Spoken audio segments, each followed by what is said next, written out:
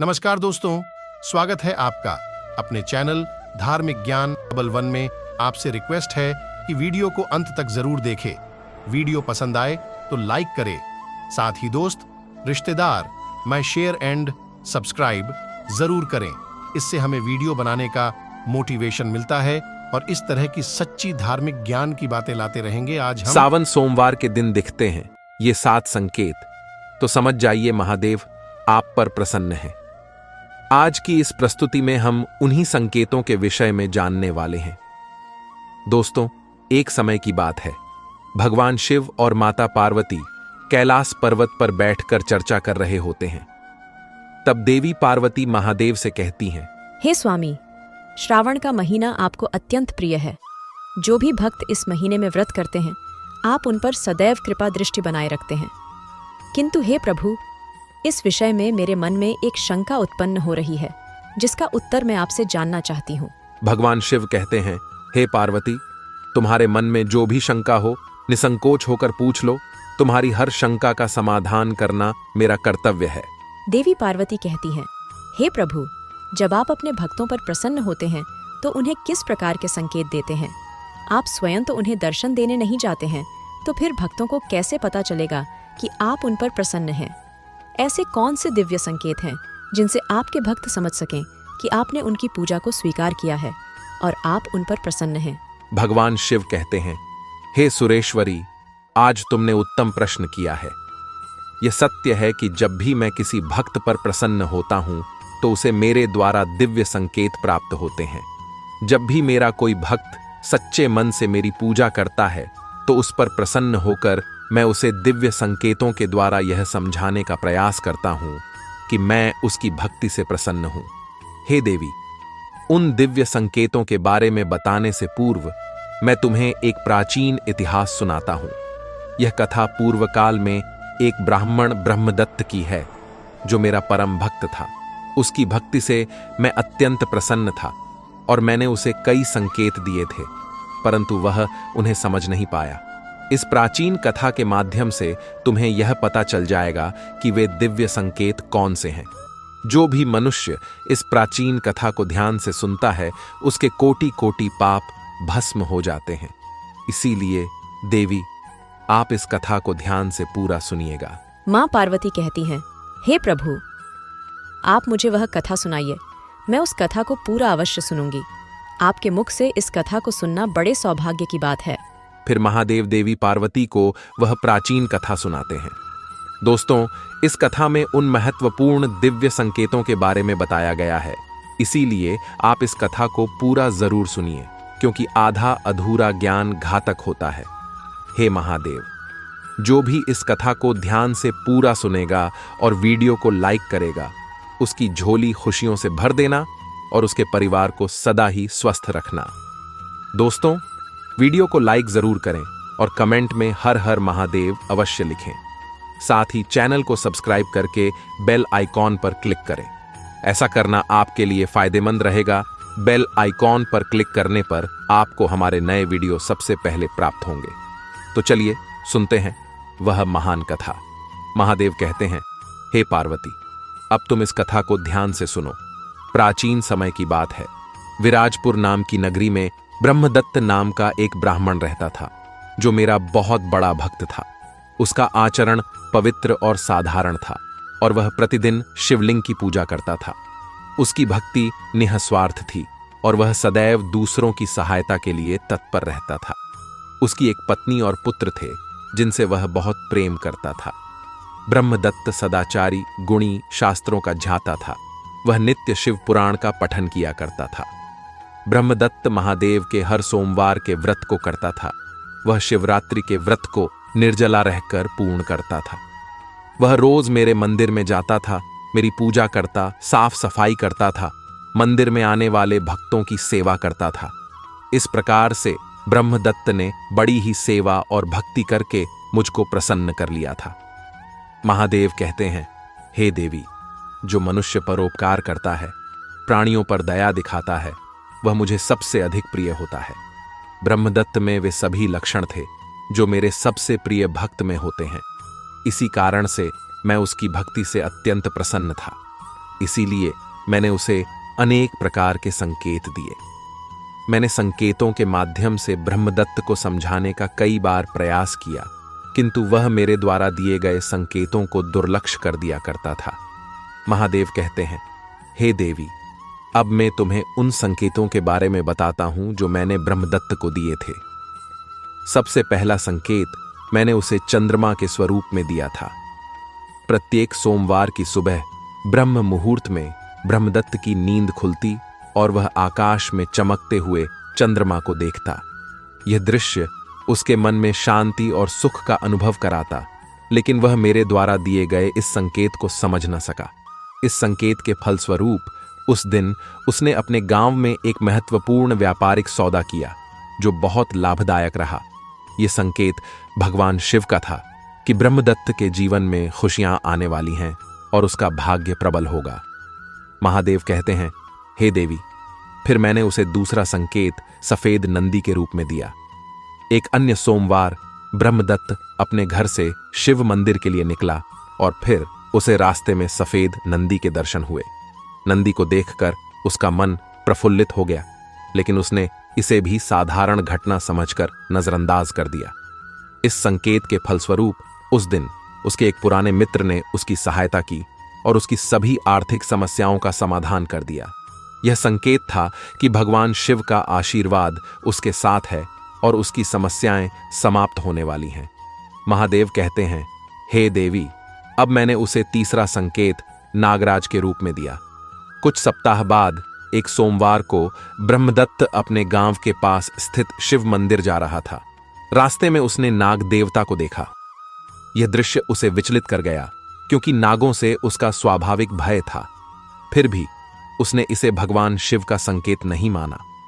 इस संकेत के फलस्वरूप उस दिन उसे एक अप्रत्याशित स्रोत से धन प्राप्त हुआ, जिसने उसकी धन से जुड़ी सभी समस्याओं का समाधान कर दिया। यह संकेत था कि ब्रह्मदत्त की धन से जुड़ी समस्याओं का अंत होगा और उसकी दरिद्रता का नाश होगा। महादेव कहते हैं, हे देवी, उसके बाद मैंने उसे चौथा संकेत भी दिया। अगले सोमवार को ब्रह्मदत्त ने मंदिर के पास एक वृक्ष के नीचे एक स्त्री और पुरुष को एकांत में बैठे देखा। उसे यह दृश्य अजीब लगा, लेकिन उसने इसे भी सामान्य घटना समझकर अपने ध्यान से परे कर दिया। इस संकेत के फलस्वरूप उसी दिन उसके पुत्र का विवाह एक अत्यंत गुणी और सुंदर स्त्री से तय हो गया, जिससे पूरे परिवार में आनंद और खुशी का माहौल बन गया। यह संकेत था कि उसे एक अच्छा जीवन साथी मिलेगा या विवाहित होने पर पति पत्नी का प्रेम बढ़ेगा। महादेव कहते हैं, हे देवी, अब मैंने उसे पांचवा संकेत एक काले रंग के श्वान के रूप में दिया। एक दिन सोमवार को जब वह अपने घर लौट रहा था, तो उसने अपने द्वार पर एक काले कुत्ते को बैठे पाया। कुत्ता उसे देखकर दुम हिलाने लगा, परंतु ब्रह्मदत्त ने इसे शुभ संकेत नहीं समझा। किंतु इस संकेत के फलस्वरूप उसी दिन उसके परिवार पर आने वाला एक बड़ा संकट टल गया, जब ब्रह्मदत्त की एक बीमारी का उपचार समय पर मिल गया। यह संकेत था कि उसके जीवन पर आने वाला कोई बड़ा संकट टल चुका है। महादेव कहते हैं, हे देवी, उसके बाद मैंने उसे छठा संकेत दिया। इसके बाद एक अन्य सोमवार को ब्रह्मदत्त ने एक गली में चलते हुए एक मिट्टी के घड़े को देखा, जिसमें दूध भरा हुआ था। उसने सोचा कि यह किसी व्यक्ति का गिरा हुआ घड़ा होगा और इसे नजरअंदाज कर दिया। इस संकेत के फलस्वरूप उसी दिन उसके व्यापार में अचानक वृद्धि हुई और उसे कई नए अवसर प्राप्त हुए। यह संकेत था कि उसका बुरा समय समाप्त होने वाला है और अच्छा वक्त आने वाला है।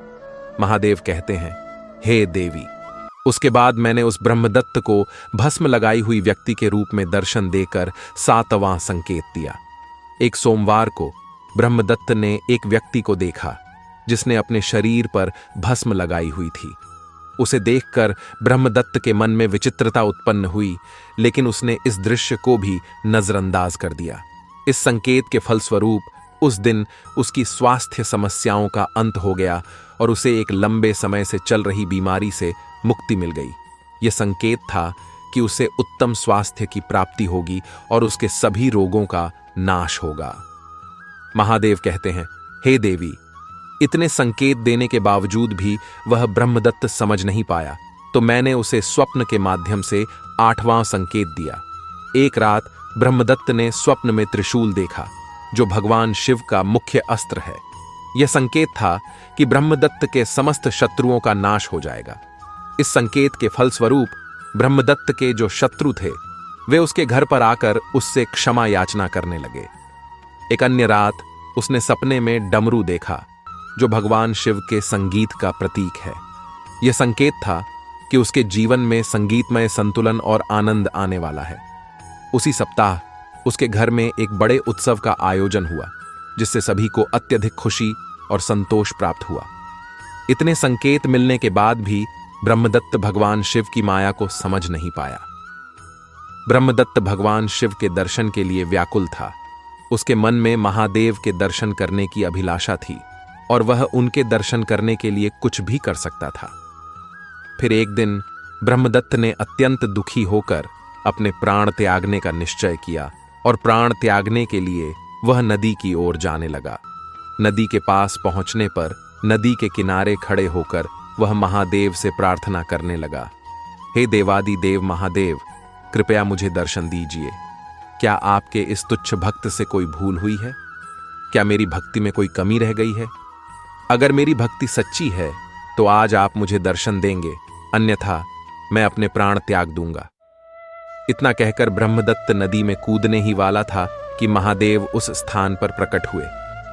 भगवान शिव ने प्रेम पूर्वक कहा, ब्रह्मदत्त, मैं तुम्हारी भक्ति से प्रसन्न हूं और मैंने तुम्हें अनेक संकेत दिए थे, परंतु तुमने उन्हें समझा नहीं। साक्षात महादेव के दर्शन करके ब्रह्मदत्त बड़ा प्रसन्न हुआ और उन्हें बारंबार नमस्कार करने लगा। उसकी आंखों से आंसू निकल रहे थे।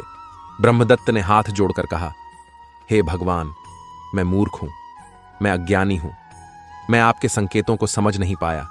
कृपया इस तुच्छ भक्त को क्षमा कीजिए। हे प्रभु, कृपया आप मुझे उन संकेतों का महत्व समझाइए। भगवान शिव ने ब्रह्मदत्त को प्रत्येक संकेत का महत्व समझाया। उन्होंने कहा, हे ब्रह्मदत्त, जब तुम्हारी नींद ब्रह्म मुहूर्त में खुली और तुमने चंद्रमा को देखा, वह संकेत था कि तुम्हारे जीवन में खुशियां आने वाली हैं। सफेद नंदी के दर्शन का अर्थ था कि मेरी कृपा से तुम्हारी समस्याएं समाप्त हो चुकी हैं। नाग देवता के दर्शन तुम्हारी धन से जुड़ी समस्याओं के अंत का संकेत थे। वृक्ष के नीचे स्त्री और पुरुष का बैठा देखना संकेत था कि तुम्हें एक अच्छा जीवन साथी मिलेगा। काले कुत्ते का द्वार पर आना तुम्हारे जीवन पर आने वाले बड़े संकट के टल जाने का संकेत था। मिट्टी के घड़े का दिखाई देना यह बताता था कि तुम्हारा बुरा समय समाप्त होने वाला है। भस्म लगाए हुए व्यक्ति के दर्शन का अर्थ था कि तुम्हें उत्तम स्वास्थ्य की प्राप्ति होगी।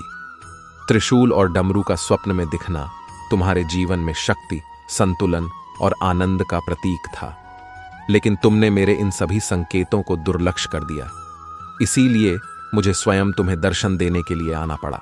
ब्रह्मदत्त ने यह सब सुनकर भगवान शिव के चरणों में सिर झुका दिया और कहा, हे भगवान, मैं आपकी कृपा को नहीं समझ पाया, कृपया मुझे क्षमा करें। भगवान शिव ने उसे आशीर्वाद दिया और पूछा, ब्रह्मदत्त, अब तुम मुझसे क्या चाहते हो? ब्रह्मदत्त ने विनम्रता से उत्तर दिया, हे भगवान, मुझे कुछ नहीं चाहिए, केवल मुझे आपके चरणों की सेवा करने का अवसर दें और मुझे कैलाश पर ले चलें। भगवान शिव ने उसकी भक्ति और आचरण की सराहना की और कहा, तुम्हारी यह इच्छा अवश्य पूरी होगी। अब से तुम और तुम्हारा परिवार कैलाश पर निवास करेगा। देवी पार्वती ने भगवान शिव की कथा सुनकर कहा, हे स्वामी, आपकी इस कथा ने मुझे अत्यंत प्रभावित किया। अब मैं समझ गई कि आपके भक्तों पर प्रसन्न होने के संकेत कितने महत्वपूर्ण होते हैं। भगवान शिव ने मुस्कुराकर कहा, देवी, यह सत्य है। मेरे भक्तों को इन संकेतों को समझना चाहिए और अपनी भक्ति में अडिग रहना चाहिए। यही उनके जीवन में सुख और समृद्धि लाएगा। इस प्रकार भगवान शिव और देवी पार्वती का संवाद समाप्त हुआ और भक्तों को यह शिक्षा मिली कि भगवान के संकेतों को समझना और उनकी भक्ति में अडिग रहना ही सच्चा धर्म है। तो दोस्तों, इस प्रकार से महादेव ने देवी पार्वती को उन दिव्य संकेतों के विषय में बताया है। भगवान शिव आपके साथ ही रहते हैं और वे सदैव आपको संकेतों के माध्यम से समझाने का प्रयास करते हैं। इसीलिए अगर आपको भी ऐसे संकेत मिलते हैं तो उन्हें दुर्लक्ष्य न करें। अगर आपको संकेत मिले हैं तो कमेंट में जरूर बताएं। यह कथा आपको कैसी लगी कमेंट में बताएं। जानकारी अच्छी लगी तो वीडियो को लाइक जरूर करें और कमेंट में हर हर महादेव जरूर लिखें। साथ ही चैनल को सब्सक्राइब करें और बेल आइकन पर क्लिक करें। आप सभी का धन्यवाद।